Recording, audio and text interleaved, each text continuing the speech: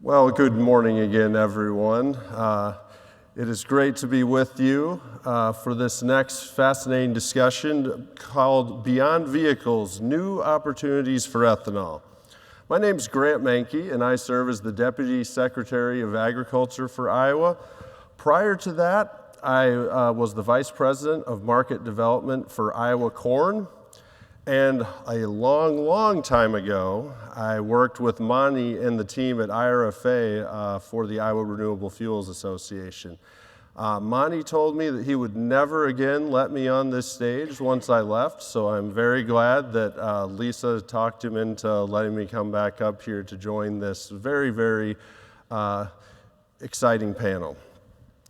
So when most people think of ethanol use, they think of cars, SUVs, and other light-duty vehicles. However, the interest in greener and cheaper alternatives to fossil fuels is opening up new markets. Today, this panel of experts will share their work to unlock these alternative uses for ethanol. My boss, Secretary of Agriculture Mike Naig, likes to talk about his admiration for innovators. And everyone up here on this stage certainly fits that definition to a T. So the group of innovators joining me for today's panel, first we have Lindsay Fitzgerald, Vice President of Government Relations for GEVO. Next, we have Dr.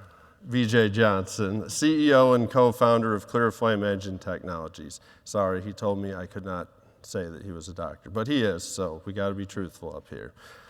Finally, we have John Rosenfeld, Vice President of Commercial and Strategic Strategies for Protium Energy.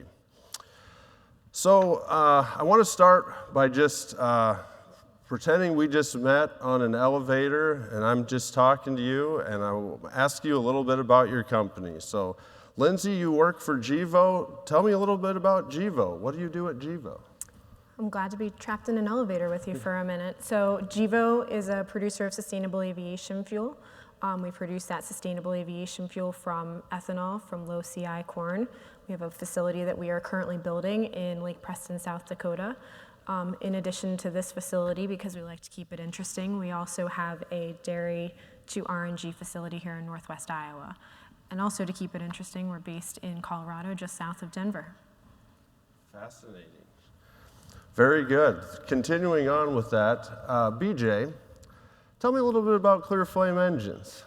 Yeah, so Clear Flame Engine Technologies, we have developed a solution that we can integrate into traditional heavy-duty diesel engines for trucks, tractors, power generators that can swap out 10-15% of the parts of the engine, either as a retrofit or as a new OEM product, and allows that engine to still function like a diesel, deliver all of the torque and power and fuel economy you expect, but convert it to being fuel agnostic and allow you to use a low-cost, low-carbon fuel like ethanol. So it is a way for us to get ethanol into these heavy-duty applications while still delivering the performance that customers expect. We've got pilot demonstrations set up at this point with 5 of the 10 biggest trucking fleets in the country. We have packaged those same engines into power generators that we'll be piloting with utilities around the Midwest, and also working to bring the technology into agriculture and construction applications. Thank you, BJ. Moving on to John. So what do you do at Protium Energy? Well, Grant, it's nice to be stuck in this elevator with you and the rest of this panel. Thanks for IRFA for providing the elevator, and I can tell you a little bit about what we do. Protium actually creates hydrogen from reformed ethanol. So we use ethanol as a feedstock. Last night at dinner, one of the ethanol producers mentioned that he sees in the future ethanol as being very much a feedstock for other alternative fuels, SAF for one. But we're looking at it as a feedstock to produce hydrogen. So we can then open up markets and fuel cells and other types of technology for clean hydrogen. Fascinating. So I'm going to swing it back to Lindsay here. You just mentioned RNG. Most people mostly know GEVO as a sustainable aviation fuel company. In Iowa, you're here doing renewable natural gas. Tell us how your RNG project ties into your vision for SAF. Sure. So At Gevo, we're about complete decarbonization. So we want to decarbonize that whole entire ecosystem, whether it's what's happening on the farm all the way through to flight. So for us, RNG fits into that portfolio as we're thinking about what's going into powering a facility. Today, our RNG is going onto the pipeline and heading out to California. Tomorrow or in the future, this RNG could go towards powering our plant. Maybe it goes to Lake Preston, maybe it goes somewhere else. It can help reduce the CI score of that plant, because as we're seeing with policy, we're looking at the CI score. We want to know what that fuel ultimately is going to have in carbon reductions, and RNG is a way for us to do that. It's just a tool in the toolbox like CCS, like wind power, anything that we can do to lower that score. Thank you. BJ, your path into the renewable fuel space is a bit unusual. Could you please tell us a little bit about your background and how ClearFlame got started? Yeah, so I'm a mechanical engineer by training. The technology that became ClearFlame had originally been my work in grad school, which is where I met my co-founder, Julie Bloomrider, as well. I don't come from an ag background. I grew up in Seattle. There's no engines in my blood either. The way we got to the point of forming ClearFlame was about doing something about the energy problem. And that, yes, of course, we have to achieve sustainability, but there's the reality that diesel engines are critical to global economies and quality of life in many areas. And so the question was, how do we create a solution that allows the engine to keep filling those vital economic functions, but decoupled from the cost and emissions challenges associated with diesel fuel? So it really went from being an academic idea to being focused on energy, to being an engine as a way to deploy energy. And then when you look out at the market, how do we get to biofuels? If you ask yourself, how do we bring cost-effective decarbonization? There's only 3 liquid fuels at scale in this country: diesel, gasoline, and ethanol. And so if you're serious about making a shift towards sustainability, you really only have one obvious choice. And so when we developed this agnostic platform, it was a very short putt to get from there to the ethanol that we already have at scale in this country. Thank you very much. Back to John. A lot of the folks in our audience may not have heard of Protium Energy before. So can you tell us a little bit about how you got into the renewable fuel space? That's a great story. We actually started in the oil and gas industry. We started taking the most nasty gas out in the oil fields, which is flare gas, typically flared at that point, and looking at that as a way to provide fuel on site for remote locations, or just to condition those gases and be able to put them to more productive uses. What we did then is took that technology and that idea, which we had patented, and then revised it and created a commercial scale hydrogen application. So we brought that into the green space. And looking at the various fuels, we can reform ethanol, we can reform ethane, or any non-methane hydrocarbon. And so taking that technology, we're able to go and partner with midstreams and create blue hydrogen in that context, or partner with ethanol producers and create green hydrogen in those contexts as well. So it's been an evolution, and we've been opening doors in new markets. California, we have a project underway there. We have a project in Nebraska looking for an opportunity, obviously, in Iowa. And we're also in the Bakken as well. So multiple opportunities to put that technology to work. Excellent. So now that we've got all this background on each of these great companies, I want to throw out a question to the whole group here. What is the biggest success story or milestone that each of your companies has accomplished in the past year? Just anything that you'd want to share for this group in terms of your progress over the last year. And I'll open that up to anyone here who wants to take a stab at it. We broke ground on a facility, a one-of-a-kind facility that we will be able to hopefully replicate over and over again. And with many of the people in this room, we saw an IRA get passed that has a lot of incentives for all of us to be able to go out and continue to do what we're doing and advance what we're doing. So I have 2 answers, I'm sorry. That's a great one. And I think we'll get to the IRA a little bit later on in the conversation. Anyone else want to talk about a success story or milestone from the past year? For us, it was getting product into the field for the first time. I've been kind of known the group in this room since 2019 or so, and back then ClearFlame was still very much an idea, and maybe just crossing the threshold to being kind of a lab-based demonstration, showing how this could work on an engine. But in the last 12 months, we've been driving the trucks around. We've done pilots in the Midwest with fleets like Beck's Hybrids, the corn producer or seed producer. They were a great partner for us, getting out there and actually showing that this was feasible, which was not only a big impetus for the increased momentum that ClearFlame has at this point, but also a big validation of the work that we had done to date. We really pride ourselves in developing a real product, not the vaporware that some other startups out there try to push, and actually getting product in the hands of customers and showing that it works was a huge win for us.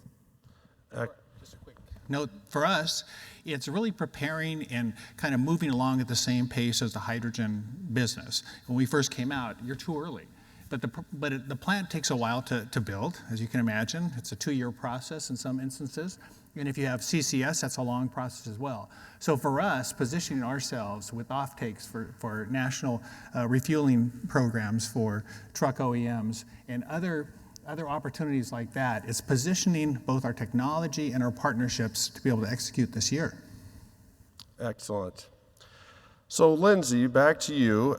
Sustainable aviation fuel is certainly viewed as an exciting new market. Lots of people are talking about it. Lots of very ambitious goals have been set, but most people don't really understand its scope or even what is realistic.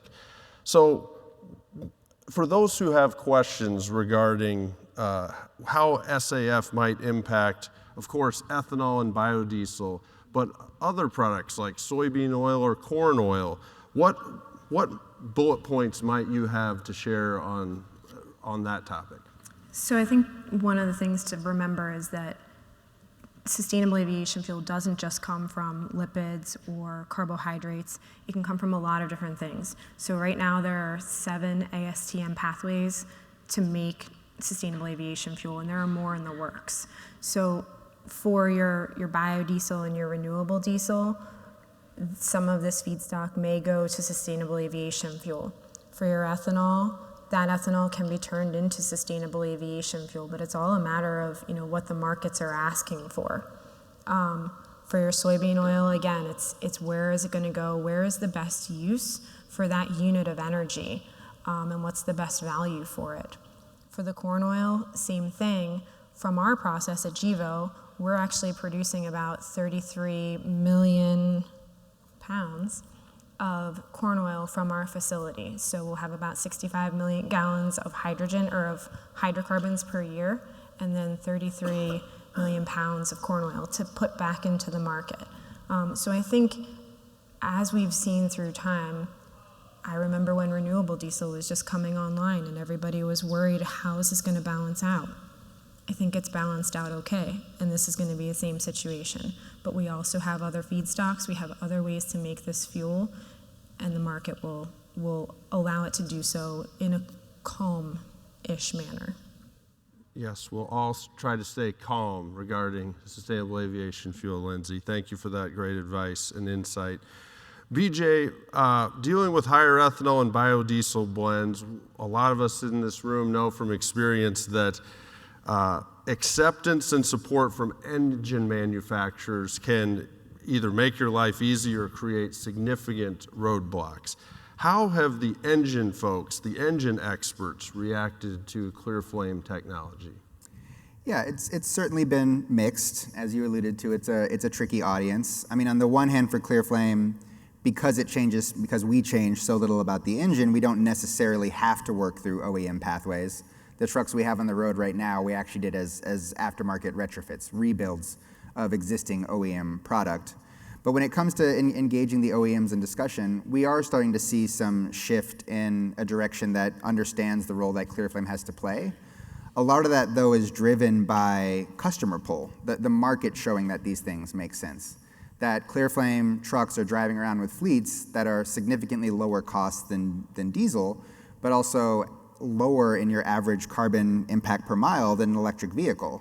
And with all the sustainability goals out there, they're asking the OEMs, hey, well, this is working, why aren't you doing it?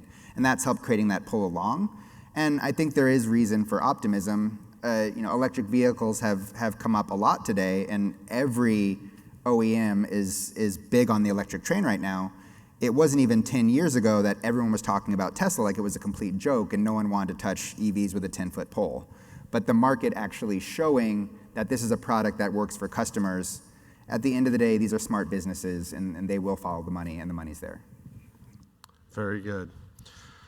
So John, as you just mentioned in your last answer, Protium has worked with both renewable and non-renewable feedstocks.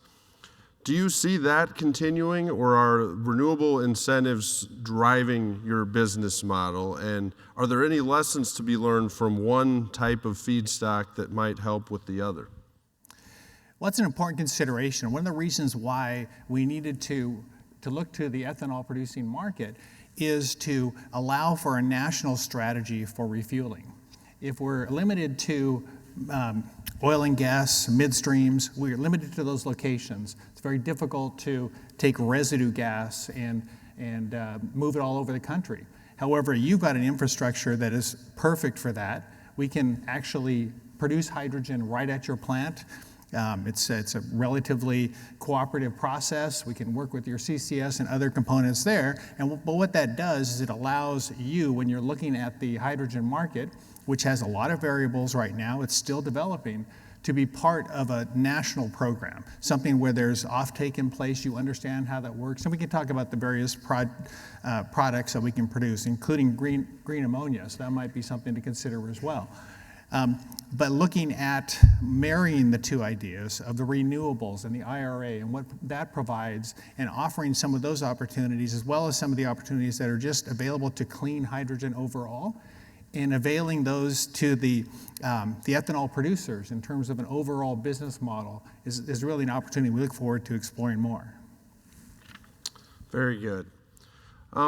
So you mentioned the IRA. We've heard the discussion of carbon intensity from all of you up here. I just want to throw this question out to the whole group here. So in your company's perspectives, how important is it for ethanol producers to lower their carbon intensity scores? Anyone? I think it's critically important. As I was just saying, right now ethanol is going to offer you a lower carbon per mile than an EV today. That is only true as long as ethanol stays lower in carbon than grid electricity. And grid electricity is decarbonizing. It's decarbonizing slower than people think, but that still is a downward trend. And I think the way that the ethanol sector can remain competitive indefinitely is to beat the grid to net zero carbon emissions and eventually reach net carbon negative levels, which is something that solar and wind can't do anyway. So that is the pathway to showing that this fuel is a critical part of a sustainable future. Certainly from our perspective, as well as from Xibo's and yours as well, that having that low intensity feedstock is so very important. It's the base upon which we start our calculations. We can go negative from that point in terms of our hydrogen, and you can as well, but to start at 59 CI as opposed to 30 or even 0, that's a huge lead. And it's a very valuable aspect. If we're producing ethanol to jet and we don't decarbonize at any point, that ethanol process plus that additional conversion to jet takes us over the CI score for traditional petroleum jet. So we have to decarbonize every step of the way. We have to look at the feedstock, figure out how to lower that CI score. You have to decarbonize your whole entire process if you're going to hit those lower CI scores. At Xibo, as we're looking at this, we can get to somewhere below 0 in the -3, -5 range, and that's not including what we can do if we add CCS. Very good. So message received loud and clear. Lowering the carbon intensity of ethanol is paramount. So message received. Let's move on to the Inflation Reduction Act. A couple of you have alluded to it. That policy brought a lot of support for clean energy and renewable fuels. Ethanol producers have focused a lot on the 45Q tax credit for CCS, and 45Z for sustainable aviation fuel and the on-road market.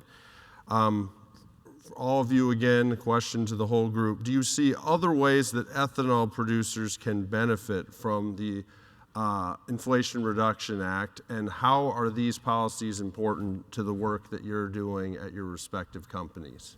Maybe I'll jump in first. An important aspect of the IRA is a hydrogen production tax or incentive. And with production of hydrogen with ethanol feedstock, as we talked about earlier, with CCS, we can actually have a negative CI in that production process. That takes us below the 0.45 threshold of grams per megajoule in terms of being able to realize that benefit. What it does in terms of economics is when we run the numbers, the $3 per kilogram production tax credit is about twice as valuable in our production process as 45Q, even with the enhancement of that. I think it's that combination, right? So it's being able to capture the most value from that 45Z because it is a sliding scale. So the lower your CI score, the more of that value you're able to capture. And I like the guidance that I've heard that in the out years, you'll be able, if you go below zero in the SAF credit, congratulations, you can get more than $1.75 per gallon. So it's those little increments and the ability to stack up those credits, which we will be working on, is what is important to remember. If I can add just a little point to that too, because you were talking about the various components, it's important to partner with a good group, and you have an amazing track record at Gevo, but to look at the various components. If you have 45Q that is being used by the ethanol producers, you have to have a separate structure to actually take advantage of 45V because they cancel one another out. You have to pick and choose. And so putting a structure together where you're looking at the overall value that the IRA can bring, that LCFS can bring, that the $250,000 per truck credits in California for FCETs, putting that all together and then figuring out how to allocate that to the benefit of everybody is very important. Thanks. I would just offer for the group that I would actually paint ethanol as a success story of policies like IRA in the past. I'm a big believer in what IRA has the potential to do. I think we do need to find a way to get hydrogen more cost effective, to get SAF more cost effective. The reason why there's not a lot of direct subsidies, there's no direct subsidy support for basic ethanol, the types of trucks that Clearflame makes, is that they're already in the money. And now that would not have been true 15, 20 years ago. The narrative of ethanol being worse than gasoline was true when the plants started getting built in the late 90s, but now it is 50% better. And so we have a precedent in the past of showing how policies like our IRA, like the RFS in the past, can drive down carbon intensity that a low carbon fuel standard can in the future. But we also shouldn't throw out the baby with the bathwater. Like, it is going to build new industries. It will build hydrogen, it'll build SAF. We have already built ethanol. Let's not forget the role it has to play as a molecule in and of itself. Excellent. BJ, I'm going to stick with you here. America's farmers are also trying to benefit from reducing the carbon intensity scores of their crops. Can Clearflame help them with that? And are companies like John Deere and others moving in that direction? Yeah, absolutely. I'd like to say that there's sort of a virtuous cycle when it comes to using Clearflame in agriculture. One of the things that contributes to the carbon intensity of ethanol is the diesel it took to plant and harvest the corn. If you could run that on ethanol, you would be dropping the carbon intensity of the fuel and making it a more valuable asset that's also further decarbonizing your operation. I can't obviously speak for Deere or Case directly. Deere is an investor in Clearflame. But I see the agriculture sector as being one of the areas that is moving most aggressively in the role that biofuels have to play. Electric vehicles, batteries are really hard to use in that space. But Deere has looked at ethanol in a lot of different directions. I know Case has done some stuff with RNG. I think they see a role to play in reducing the carbon intensity of the equipment that they're selling. And I think Clearflame technology is going to be a critical part of that as well. So, thank you. Lindsay, we have read about offtake agreements from airlines and even a feedstock agreement between Gevo and ADM. Could you give us an idea of the realistic timeline for SAF production to ramp up, and just how big is that market for SAF in the U.S.? So I think we're all looking at the policy and looking at what's out there right now. There are a lot of facilities that you probably read about in the news almost every day, it seems, that are working on SAF. I think there's a little bit of volume that's out there now, but you'll see it starting to come online sooner. 2025 for us, and we have a goal of 1 billion gallons by 2030. So you can imagine the snowball effect of this one plant and what else we have in the works that we want to do. And I think other companies will do that. As long as we continue to see that long-term, consistent policy that allows us to have investment, build a plant, these things take time. And how else are we going to hit? We have a 3 billion gallon goal as a country by 2030. That's a really big goal. And we have to get there by building facilities and recognizing what we have today. I think you're going to see the most come online using existing technology, existing ethanol facilities, existing refineries maybe that convert to produce sustainable aviation fuel, something coming from RD. That's what you're going to see in the near term. And in the out years, you'll see more new builds and just more capacity. But there is a huge global market for jet fuel. And right now, we can blend up to 50% in that jet fuel. So I'm just going to set our 3 billion gallon goal by 2030 out there. Let's hit that, and then we can take over the world. Nice. All right, so John, we've all read the articles. It seems hydrogen is a market that offers great potential. So what are some of the markets you see hydrogen opening up to ethanol producers? And if ethanol is a feedstock, how would the hydrogen be transported to the end-use markets? We'll take that in two parts. The first one is the current markets. We have both markets that are developing, taking a little time as we discussed, other markets that are here right now. So SAF requires hydrogen. If you're bringing ethanol feedstock for the SAF, you can also bring the feedstock for the hydrogen and produce it there right on site. So that's one of the markets we're looking at. Mr. Cooper had those 3 columns that he talked about, and there were BEVs, the battery electric vehicles, and the FCEVs, the fuel cell electric vehicles, and then renewable liquids. And we were concentrating on renewable liquid fuels, but ethanol can certainly participate in that center column as well. Fuel cell electric vehicles and fuel cell grade hydrogen, that is a huge market. And don't close the door in your mind as to that. That's not a negative. That's an opportunity down the road. And with our plant, we use about 20 million gallons of ethanol per year for our average plant. And so you have the opportunity to stay in your existing markets, but also develop that way. Gas to power, that's another one. We have a project underway right now where we're working with a public utility to introduce hydrogen into their burner fuel. And so that's an opportunity. Fueling for industrial plants, industrial plants, and also, more importantly, industrial parks. So that's an opportunity for us as well. I mentioned green ammonia. That's one of the current opportunities that's right out there. And it's another way to reduce the overall life cycle CI for farming. Thank you. So I'm looking at the clock ahead of me. Time is running short on this panel, so I'm going to ask one more question to the group. If anyone has questions, I'd encourage you to get up to the microphone right now. So we'll tee up this last question, and then we will go to the crowd. So looking forward, if each of you could optimistically write a company press release headline dated February 7th, 2024, 1 year from today, what would you like it to say? I have 2 headlines.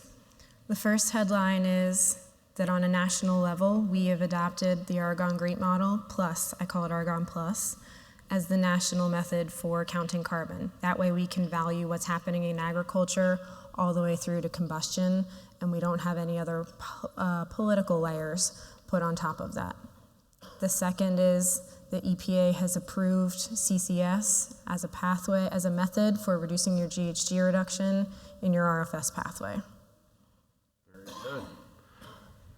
would love both of those things. I would also add, I'd love to see something like, ClearFlame is helping show how sustainable liquid fuels, to use the administration's term for them, are helping lead the fight against climate change. I think the narrative to date has been, well, let's electrify what we can, and then, the sustainable liquid fuels can be the rest. But as long as we do keep decarbonizing these fuels, there's no reason that they shouldn't be able to compete apples to apples. If you can be lower CI than the grid, going back to my previous comment, you should be leading the way, not just following and filling the gaps. And I'd love to see the narrative shift on that in the next year or so. And mine would be, ethanol is the new face of green hydrogen. Who knew? And I think that's it. Perfect. Well, let's go to mic 1 right ahead of me. Sir, go ahead. Take it away.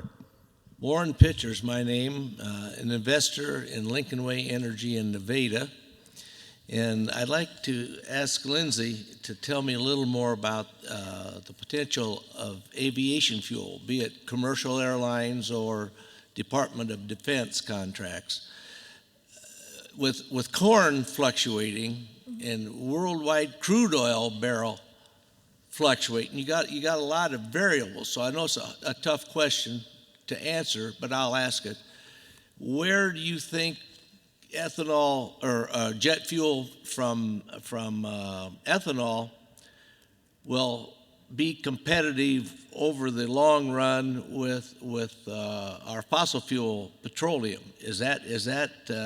Are we at a disadvantage, you think, because of the price of the finished product that the Air Force is going to require or that Delta Airlines is going to require? Thank you. I can answer it. So as GEVO, we have over 300 million gallons currently under contract with various airlines, including Delta and American.